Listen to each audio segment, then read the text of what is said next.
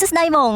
បងថ្ងៃនេះខ្ញុំមកហ្នឹងគឺដើម្បីចង់ឲ្យបងលេងហ្គេមជាមួយនឹងខ្ញុំមួយបងអូខេអត់បង ចាបង ចាបងហ្គេមហ្នឹងហ្គេមសំណួរទីរូបតំណាងខេត្តណាបងចាជឿជាក់បាន%ដែរបង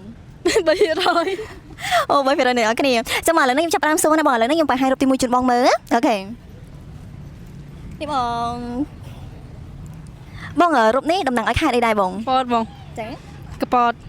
កពតចម្លើយហ្នឹងជាចម្លើយចុងក្រោយឬក៏ចុងក្រោយអូខេអ្នកទាំងអស់គ្នាចម្លើយហ្នឹងគឺត្រឹមត្រូវចាមកឥឡូវខ្ញុំឲ្យបងទាយមករូបទៀត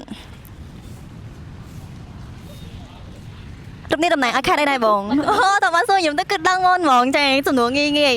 អូខេចាអញ្ចឹងខេត្តបាត់ដំបងអ្នកទាំងអស់គ្នាអញ្ចឹងក៏គាត់ឆ្លើយត្រូវអញ្ចឹងឆ្លើយត្រូវពីសំណួរអូខេរូបចុងក្រោយអូខេមកបងឥឡូវខ្ញុំបង្ហាញរូបចុងក្រោយអូខេរូបនេះរូបអីគេដែរបងតំណាងឲ្យខេត្តណាដែរ ធំ ច្បាស់នៅបង ច្បាស់ហើយបង ច្បាស់ហេបងចង់ដូរចិត្តអត់បង អត់ទេបង អត់ដូរចិត្តទេណាបង អត់ដល់បងអត់ដល់ អត់ដូរទេអូខេចាឥឡូវខ្ញុំសុំហាយចម្លើយអូខេចម្លើយដែលត្រឹមត្រូវគឺខេត្តពោធិ៍សាត់អ្នកនរគ្នាអញ្ចឹងចម្លើយចុងក្រោយក៏គាត់ឆ្លើយខុសចាអញ្ចឹងទៅបីគាត់ចាអញ្ចឹងក៏គាត់ឆ្លើយត្រូវពីសំណួរអញ្ចឹងក៏គាត់បានរង្វាន់ពីខ្ញុំដែរចាអញ្ចឹងបងខ្ញុំជូនរង្វាន់បងមួយនេះជាសម្រាប់នេះជាប្រភេទយើងលេខមុន make up ផងបងចាអញ្ចឹងបងជួយ follow TikTok ខ្ញុំមួយបានអត់បង បានបងទូសាឡូតបានទេបង អូខេហ្នឹងហើយបងចាអរគុណបង